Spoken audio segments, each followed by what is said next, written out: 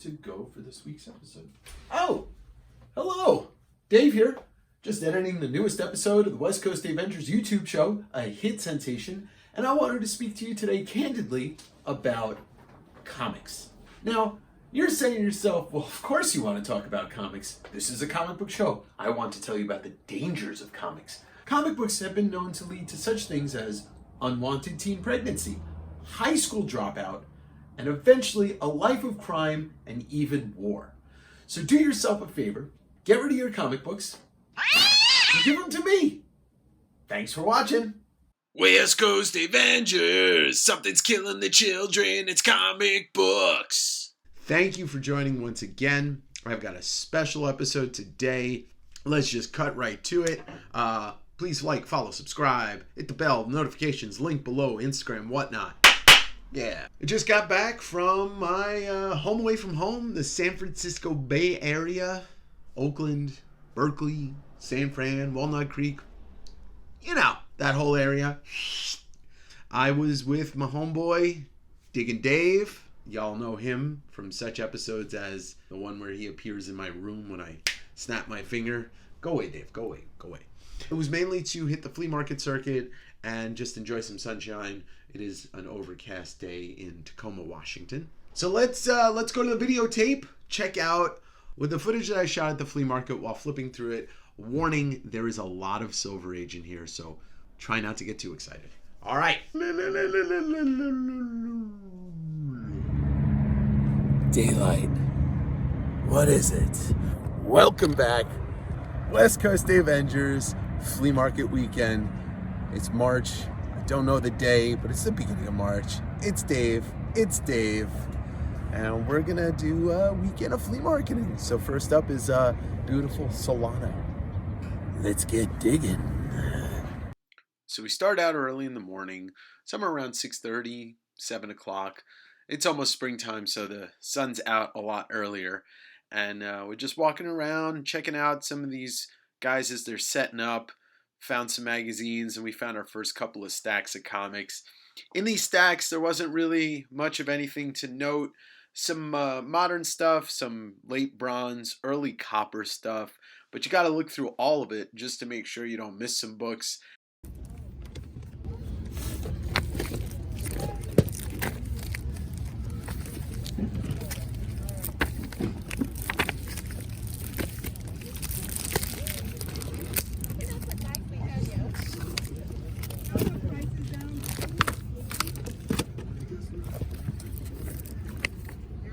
Hate this. I read it. I tried reading Jeff Johns' Flashpoint. It's terrible. Anything to do with any Flash. Yeah. The first couple of stacks we found were just modern books.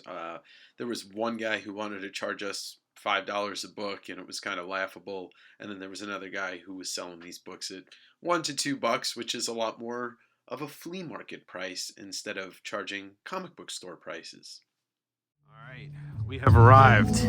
Yeah, I wasn't going to open, but I guess I will.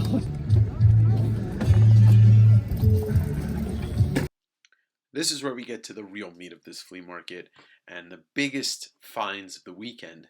There was a gentleman that Dave had met the week before who brought a couple of boxes of mixed bronze and silver age, and so the following week Dave had asked him if he could bring more, knowing that we were both going to be there. And this man did not disappoint. Oh my.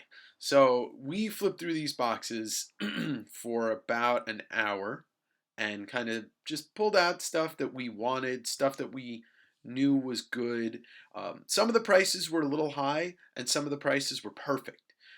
We couldn't get a beat on how he priced his books, but that was okay because it was stuff that you just don't see everywhere.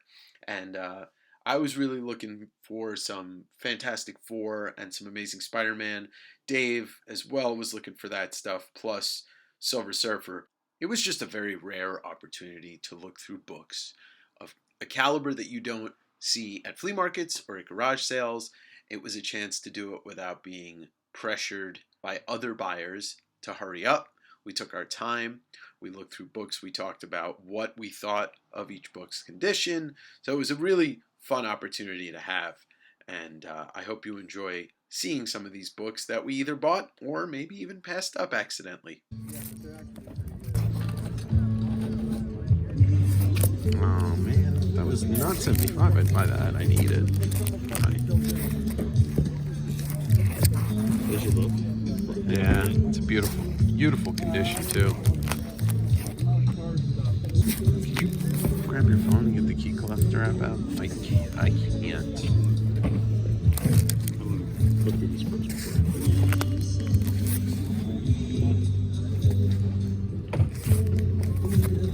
Wow.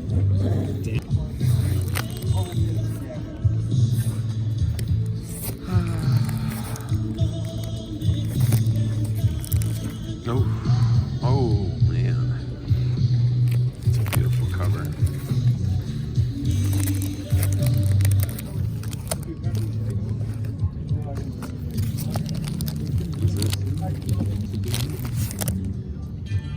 Model.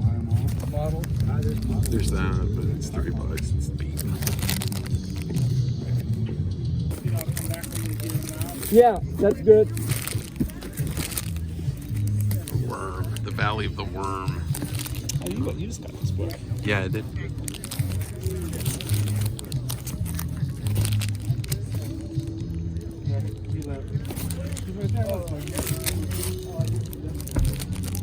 Conan. Yeah, I'll be back. There's all these strange tales. I mean, here's Commandy. I mean, this is probably the same stuff that you looked at. This is actually Some AD.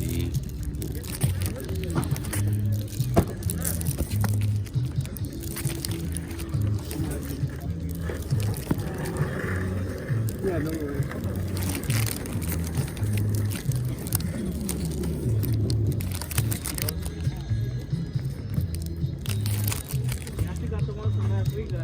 Yeah, no worries. Right. Did you see the Tales of Suspense stuff and all this?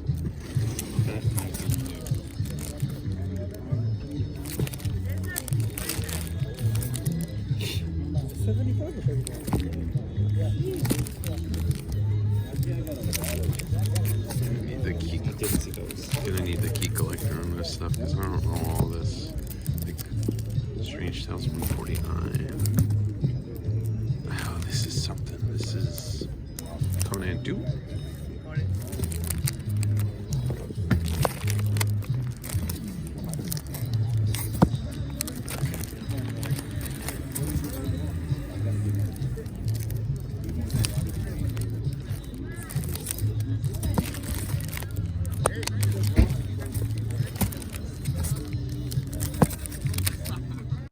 I probably shouldn't have passed up on this second appearance of Hawkeye in Tales of Suspense 60, but I didn't know.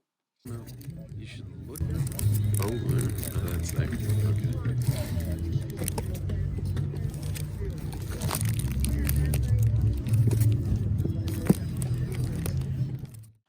Then we got a chance to look at some of the higher end boxes, which contained a lot of Amazing Spider-Man and a lot of Fantastic Four, and we started to make our own individual piles of books that we wanted to buy.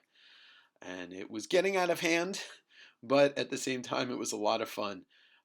As you can see here, that's the second appearance of Lizard. Dave picked that one up as well. He picked up the third appearance of Lizard. So those were two big scores for him. And I couldn't stop with these amazing Spider-Mans. You got the first Mary Jane there, a classic Craven cover, which I didn't end up buying because the condition wasn't that great. This great Doc Ock cover, number 53. So they were all low number Amazing Spider-Mans. And you just don't get that chance often to buy books like this. The other one? Yeah, that's. Yeah, I think so. This is what I've been wanting for a while. That one? Yeah. That's something weird, I think. Could be for. Oh, there's another. So there's two Spec Spider-Man ones. Yeah, I think this is the first Tarantula. Because look, this also might be fourth Punisher or something like that. Let's see where I'm at on this other stuff. Ooh. Demon number 1. Not $27. That's a good That's copy. nice. That's a nice price. Get that. Whoa. Huh. Tangerine Jim 113. Whoa. 10-cent. That's such a cool cover. Dude. Rip Van Batman. Jim number 56. Damn. You saw that one already? Yeah. And somebody flips for shocker. Okay. I'm watching this. I don't give a shit. Ah, that's just the second Morbius. Mm-hmm. Don't know what that is. Oh, 100. Mm-hmm. Which means there's a little win in here. Reprints. Some of them are. Yeah. Bunch of those. It looks like there's 42. I don't know what that is. Let me see. Oh boy. So, You should look up 32. Oh, Oh man, they're getting low. oh, hold on. Yeah, 32 and 38. First Multiman's in here. I hate that cover. Actually, I kind of like that. I cover. like that cover, dude. There's the other one. Welcome back. It's quite a find. There was a gentleman that brought more than his usual Silver Age stuff. I went a little crazy. Dave went a little crazy. So let's see what I got. Well, we're going to start off with another copy of What If #1. What if Spider-Man had joined the Fantastic Four, which eventually he did for a minute or a few minutes. Great, nice, high-grade copy, but a bonus, hand-signed by Roy Thomas on the cover in pen. Roy Thomas created What If, father of What If. I thought that was pretty neat to have a signed copy by him. This is the only DC book I picked up from that table. A Batman #206, big Batman fan. Batman's getting arrested. It's kind of funny. It's a Silver Age Batman. Really can't go wrong. Silver Surfer, Volume 2, #1, the only book in Volume 2, a John Byrne Stan Lee joint. And this is just a classic book. Always going to pick it up when I find it. This was a book that I bought based on the art. I saw the cover art, and then I opened it up to take a look inside, and this Marvel Premiere Doctor Strange story was illustrated by Barry Smith before he was Barry Windsor Smith. But God, it's such a beautiful book. So this is a one to track down for all you Barry Smith fans. This is Marvel Premiere #3, Doctor Strange. Not a cheap book, but you might be able to find it digging around at a flea market like I did. I think this was the best bang for my buck. This is Avengers #47. I got this at a great price. I think I paid $25 for it. And this is the first appearance of Dane Whitman. So the next issue would be the first appearance of the Black Knight on the cover, Dane Whitman being the Black Knight. I think that this one's a very undervalued book right now. Great cover too. Magneto going after his kids, Quicksilver and Wanda, Scarlet Witch. Yellow cover. Love a yellow cover, especially when it's super clean like this. It does have a paid stamp on it, but usually it doesn't affect the value. House of Mystery #231. Bernie Wrightson cover. Need I say more? He's in that category. When you see Bernie, you buy Bernie. 1974 werewolf cover. A thing of beauty. Astonishing Tales #6. He had several copies of this. I grabbed one just because I knew it was a big key issue. First appearance of Bobby Morse, who goes on to be Mockingbird. Also a great Doctor Doom cover versus the Black Panthers. So it's a bang bang, a win-win on that one. This one I just took a shot on. I thought this was a great cover. Giant Size Dracula #5. Dracula in the Snow. Maybe it's a Christmas time Dracula where he's like, oh, I'm going to suck your blood, but also give you presents. Ah. Now we're getting into the really bigger books. This is a low-grade Tales of Suspense #58. I just found it in one of the boxes, loose, without a bag and board.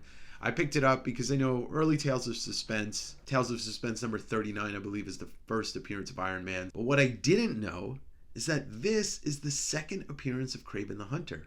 A wild, huge key book for a legendary Spider-Man villain who dies and comes back to life and probably dies more times than I know. But Kraven, huge Spider-Man villains, and this is the second appearance. I think he gave this to me for free because it was so banged up and it wasn't in a bag and board. Also, in the Tales of Suspense realm, Tales of Suspense #75, first appearance of Sharon Carter, Agent 13, and a cameo of Peggy Carter, her aunt. This is a beautiful copy. This may be the highest grade book that I picked up at this table. It was just a no-brainer on that one. So now we move into Fantastic Four. I found a bunch of Fantastic Fours that I liked. Unfortunately, some of them were high priced. He wanted $700 for number 50, which is the third Silver Surfer. He wanted $350 for a nice copy of the second appearance of Black Panther. And then there was a beat up copy of Black Panther that was far cheaper. But instead, I went for Fantastic Four number 54. So this will be the third appearance of the Black Panther. A great cover with all of these characters on it. And I've always really liked this cover. So I went with this one because it fit into the budget that I was giving myself to spend at this table. Even greater was this badass Fantastic Four number 57. A classic Jack Kirby Doctor Doom cover. A nice high grade. A book that has recently shot up because nobody can really afford to buy the first appearance of Doctor Doom or the second appearance of Doctor Doom. This book behind me, which is Marvel Superhero Specials number 20, Doctor Doom, is probably the most expensive non-key Doctor Doom, with this coming in second. For good reason. I mean, you look at this cover, you've got the Fantastic Four on here, some guy, and Silver Surfer surrounding Doctor Doom's head with that just classic layout. So I picked this one up. Been looking for that one for a while. So now we get to the Amazing Spider-Mans. As you saw in the video, there was a lot of Amazing Spider-Man. Dave picked up the second and third appearance of Lizard. I think those were the two big Spider-Man books that he picked up. But I went a little crazy. Let's start with these three. Amazing Spider-Man number 57. This is the first meeting of Kazar and Spider-Man, I believe. But also, I have an affinity for Spider-Man covers where he's at an angle or falling off a building. These older Romita covers, maybe just kind of sticking to the wall at a weird angle. So I've been looking for that for a while. The other Spider-Man at an angle falling. Amazing Spider-Man number 64. Great Vulture cover. Spider-Man in midair, kind of like this. But I couldn't pass up on that. Amazing Spider-Man number 62. Classic Medusa Spider-Man cover. Very sparse, just the two characters in a white background. John Romita. This is one of these books that I had seen when I was young and I'd always admired, and now I own it. Amazing Spider-Man number 33. I believe this is a Ditko cover. Just something that's iconic for a lot of collectors out there when you're talking about characters and iconic covers. Spider-Man has so many, and this is just one of the many. So the two biggest books I got from his table, I was really surprised to find both of these in those boxes, and you might have seen it in the video, but you don't know that I bought them. Amazing Spider-Man number 39, the first John Romita Amazing Spider-Man, as well as a classic cover of the Green Goblin dragging a maskless Peter Parker across the sky. To me, this is one of the most iconic Amazing Spider-Man covers, and I think that is a shared sentiment among Spider-Man fans. Amazing Spider-Man number 1, obviously the most iconic of the entire run. For being not a first appearance or anything like that, this is just an iconic cover. Because it's John Romita goes on to draw Amazing Spider-Man for years. His son goes on to draw Amazing Spider-Man for even more years. So this is the beginning of it. Not the first time he draws Spider-Man. That's Daredevil number 16. And I would say the biggest book I bought at that one flea market, Amazing Spider-Man number 41, the first appearance of the Rhino. And look how big the Rhino is. He's just massive. And it's funny because when you look at the first appearances of Amazing Spider-Man books, Doc Ock shares about the same size or same space that Spider-Man does. Electro shares the same space. Mysterio shares the same size and space. But the Rhino one makes sense to be so gigantic and almost takes up the entire cover. This is probably a low-grade copy, maybe a 2 to a 3, but take what you can get when you can get it, right? So that was one hell of a day. That was just one day at one flea market. Me and Dave got up hella early to do that, and the bounty was amazing. Dave got some great books. Unfortunately, I wasn't able to recap that with you because I had to go home. But he did get that second Lizard and third Lizard, and he got a couple other really big books, and he was stoked. He got a early Silver Surfer. I want to say it was like a number 9. Thank you for joining. Thank you for watching. Stay tuned because there's a video coming up soon on other flea markets that we hit. Like, follow, subscribe. Check out the link tree below. You can find the links to my Whatnot and to my Instagram. I do sales there every week. Some of this stuff will be up for sale. You can also find some other links in there, including Dave's art store and eBay and Mercari links. Most of all, thank you for joining. Stick around. Come back next week. Join the West Coast Avenger. The